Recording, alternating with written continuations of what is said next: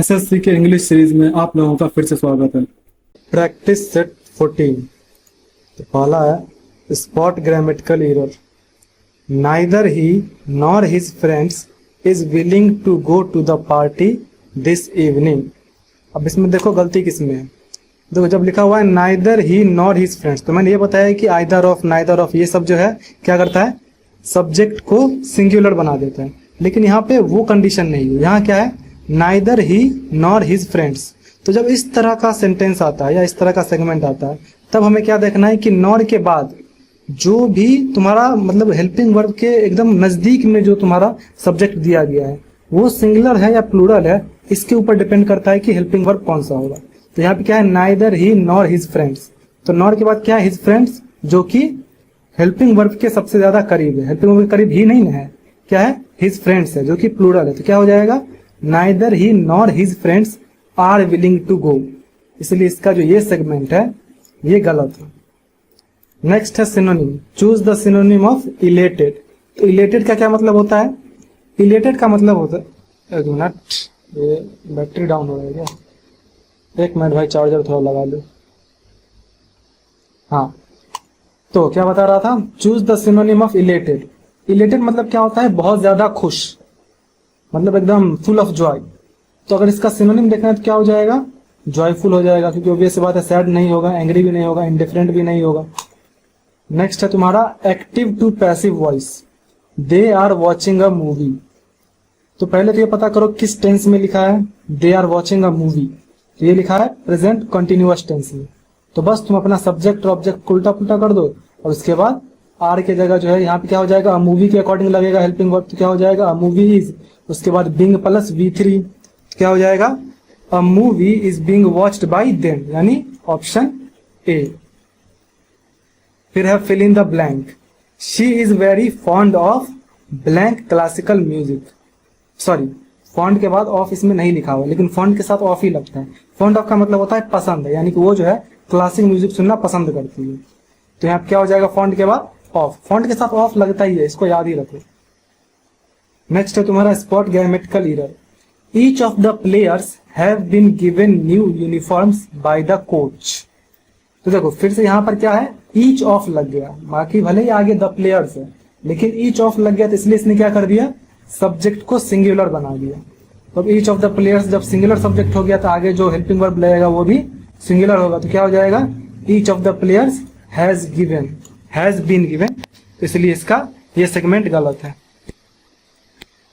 Next है तुम्हारा choose the word most similar to adversity, यानी सिनोनिम बताना है एडवर्सिटी का। तो एडवर्सिटी का क्या मतलब होता है, एडवर्सिटी का मतलब होता है अनप्लीजेंट सिचुएशन या डिफिकल्ट सिचुएशन। तो इन चारों में से कौन सा तुम्हें वैसा लगता है, जैसे फॉर्चून मतलब भाग्य, मिसफॉर्चून मतलब दुर्भाग्य से। तो दुर्भाग्य से ही ना होता है अनप्लीजेंट सिचुएशन, यानी जो सिचुएशन अच्छी नहीं है, जो डिफिकल्ट है, वो क्या है, दुर्भाग्य है।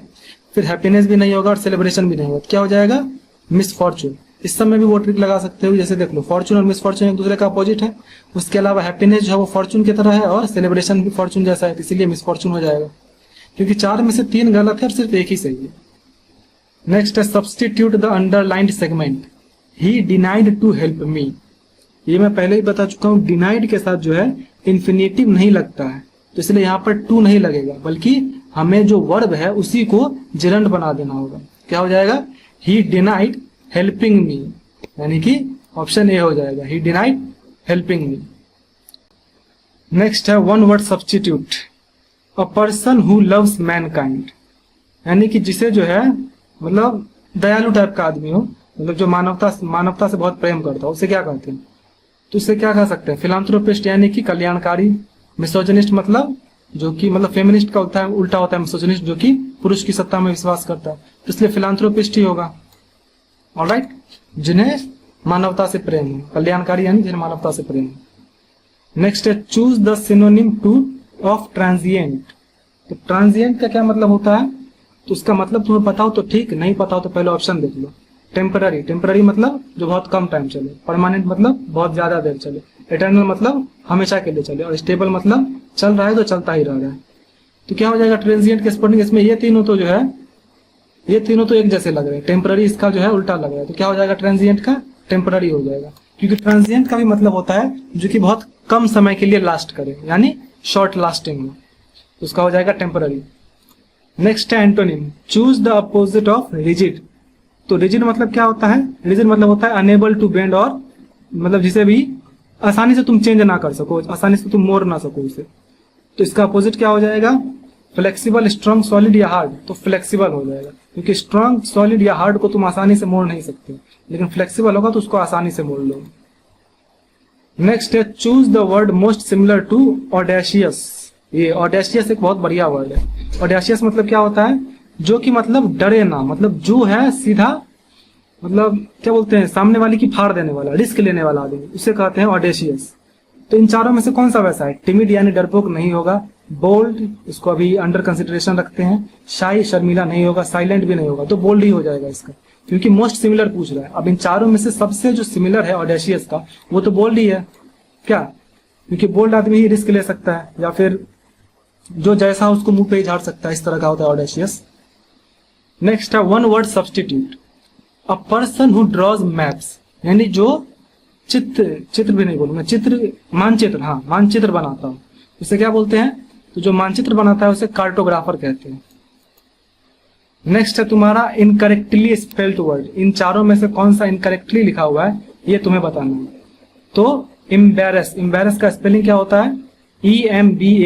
EMBARRASS। तो ये तो सही लिखा हुआ है। इसके अलावा एम्बेरस में एम्बेरस लगा दिया V3, ये भी सही है। एम्बेरस का जो है V4 एम्बेरसिंग भी सही है, लेकिन ये कुछ लिखा ही नहीं हुआ है, क्योंकि इसमें SS नहीं लगा, तो इसलिए एम्बेरस ये नहीं लिखा हुआ, तो इसलिए ये गलत है। नेक्स्ट है passive to active voice, the decision has been taken by the committee. तो पहले तो पता करो ये किस टेंस में है, तो प्रेजेंट परफेक्ट टेंस में है, और प्रेजेंट परफेक्ट टेंस में है तो इसका जब हम एक्टिव बनाएंगे तो क्या करेंगे? सब्जेक्ट ऑब्जेक्ट को उलट देंगे, और हैज बीन टेकन की जगह क्या करेंगे? सिर्फ हैज प्लस V3, तो क्या हो जाएगा? The committee has taken the decision, तो हो जाएगा ऑप्शन सी। नेक्स्ट है substitute the underlined segment, he insisted for going to the market alone. ये मैंने लास्ट टाइम भी बताया था कि इंसिस्टेड के साथ जो है फॉर नहीं लगता है। इंसिस्ट मतलब पहले करना क्या होता है? इंसिस्ट मतलब थोड़ा प्रेशर डाल के, प्रेशर नहीं बोलूंगा, मतलब थोड़ा गहराई से रिक्वेस्ट करना को इंसिस्ट करना कहते हैं। तो ही इंसिस्टेड ऑन गोइंग हो जाएगा, इंसिस्टेड के साथ जो है, या इंसिस्ट के साथ ऑन लगता है, तो he insisted on going to the market alone. इसके बाद है बर्न द मिडनाइट ऑयल। इसका मतलब क्या होता है? तो ये भी मैं ऑलरेडी बता चुका हूँ। बर्न द मिडनाइट ऑयल का मतलब होता है टू वर्क या फिर to study late into the night. इसके बाद है choose the correctly spelled word. तो अब इसमें 4 में से तुमको 3 गलत लिखे हुए हैं और एक स्पेलिंग सही है एंटरप्रेन्योर का। तो एंटरप्रेन्योर कैसे लिखा जाता है? तो ENTERPRENEUR, यानी कि तुम्हारा ऑप्शन बी सही है। इसमें देखो कुछ को लगा कि एंटरप्रेन्योर बोला जाता है, तो इसलिए ENTR ही होना चाहिए, लेकिन नेट पे चेक कर लेना, एंटरप्रेन्योर ऐसे ही लिखा जाता है। नेक्स्ट है तुम्हारा one word substitute, a person who writes plays, यानी जो नाटक लिखता है उसको क्या कहते हैं? तो जो नाटक लिखता है उसको नाटककार यानी प्ले राइट कहते हैं। नेक्स्ट है तुम्हारा select the word which means the same, a person who pretends to have more knowledge than he actually has.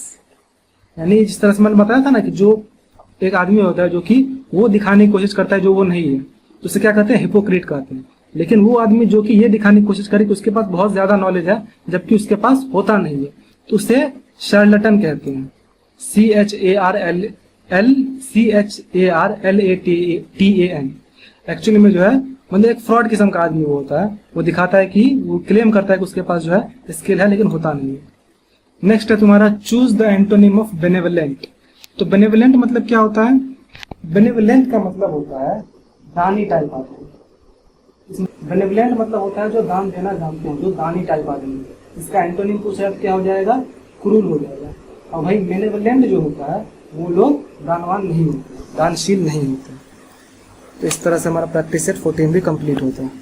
आपका जो भी स्कोर हुआ कमेंट कर दीजिए, एंड मिलते हैं नेक्स्ट वीडियो में।